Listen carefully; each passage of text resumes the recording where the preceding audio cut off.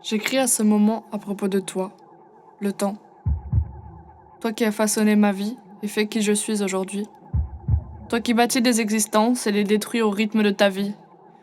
Je te regarde de près comme de loin. Je tente de te comprendre, j'essaie de te saisir, mais me voilà ailleurs tout en étant ici.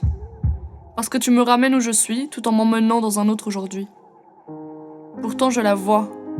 Je la sens cette seconde, comme les suivantes. Je te perçois comme l'instant de ce que tu me proposes.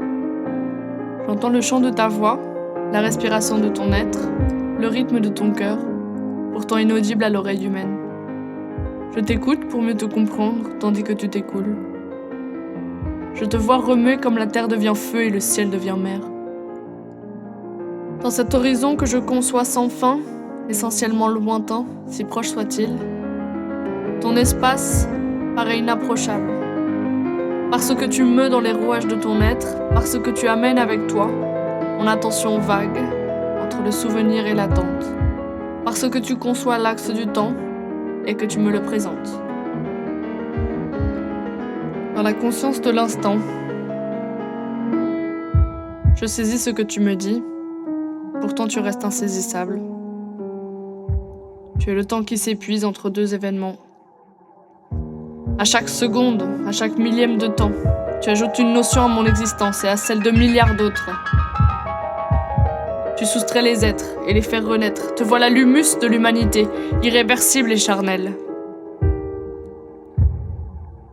Je te consomme, tandis que tu me consumes.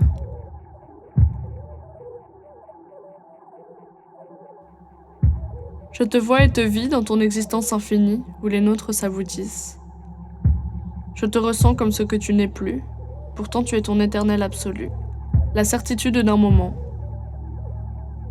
On vit en toi comme une de tes particules où tu nous articules.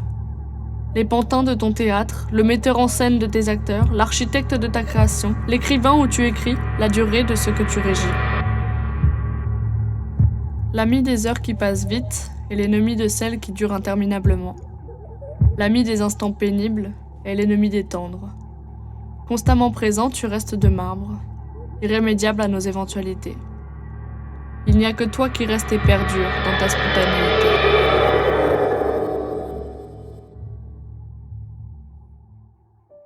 On est dans les lignes de ton ébauche, on y apparaît comme de simples personnages. Nous voici l'arbre de ta généalogie où le hasard nous compose. À l'aube de nos vies, entre le jour et la nuit, on éclot, prenant racine en ton sein ascendant, nous te sommes liés. Irréversible est ton attache puisque tu nous dictes nos premiers cris. Notre nouvelle vie prend la source dans le berceau de tes écrits. À l'aurore de ta genèse, nous succombons aux aléas de l'existence. Faibles et fragiles, seuls les plus forts adviendront, tentant de n'être plus que notre propre extraction. Nous prenons forme dans la matière de l'être, dans les artères de tes veines. Les idées et les états vivent alors dans la cité de l'intemporel, un lieu où existe le désert de l'immatériel. Et je te vis depuis des années comme le volcan qui persiste. Dans l'ardeur de la vie, je fuse, j'écume et je rage. Au-delà des limites, mon être bat pour toi. Il résonne et vibre. Mais je ne le comprends pas. Mes émotions, tes émotions, je ne sais plus. Le tout devient très confus. Je me consacre à cette vie unique où tout ne dépend pas que de soi, mais de toi. Je tente toujours et constamment dans la beauté et la difficulté de ce que tu es. Nous insistons.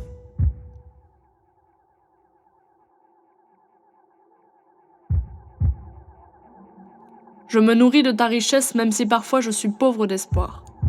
Je deviens le soldat qui part au front sans savoir où il va et ce qu'il en adviendra. Parce qu'il n'est pas si facile d'être dans ce monde aux milliards de probabilités, brouillé par le bruit des émotions, elles-mêmes démultipliées. Je brûle intérieurement, j'explose sans contrôler ce rythme effréné.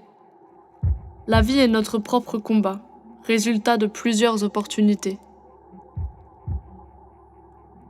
Vivre, c'est apprendre à survivre et en jouir. Dans la contemplation de ta vie à travers mes yeux, j'apprends à te connaître. Je lutte contre mon esprit à faire ce que l'instant me conseille. Je songe à ce qui n'est plus, dans l'attention du moment, à ce qui n'est pas encore. J'envisage de me concentrer même si je ne suis déjà plus là. Mais voilà que je reviens. Je mets à plat mes pensées pour les visualiser en relief, et là, la carte prend forme, celle des 1000 possibles. Entre le bien et le mal, le devoir et le falloir, j'observe et je juge, silencieusement et consciemment. Entre les parois de mon être, je conçois cet imaginaire, comme l'évidence d'une vie cachée, seul exitoire de l'intimité. Cet abîme résulte du rêve et de la crainte, du désir et de la menace, de ne pas être comprise ou de ne pas aboutir à l'idéal d'une vie. Dans la préoccupation de l'abstrait, entre réalité et fiction, je vis en patientant ses réalisations et ses abstentions. À l'âge de la jeunesse, j'économise le temps pensant que tu es sans fin. Ah, voilà l'ironie perpétuelle de ton existence. Pourtant, je te savoure et te déguste. Parfois sans goût ou aux 1000 saveurs, je te subis dans la sérénité d'un meilleur lendemain. Tandis que j'investis en toi, je décide comme si tu étais la sentence de chacun de mes choix. Et mes actions sont le reflet de mon âme, et mes actions sont ce qui te rend imperturbable.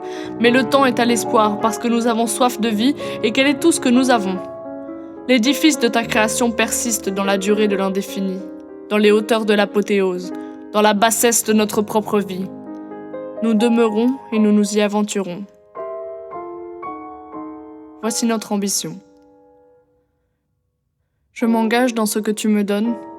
Par tes circonstances, je grandis d'instant en moment. Et je te remercie parce que ta détermination montre que rien n'est fini, mais que tout reste à écrire.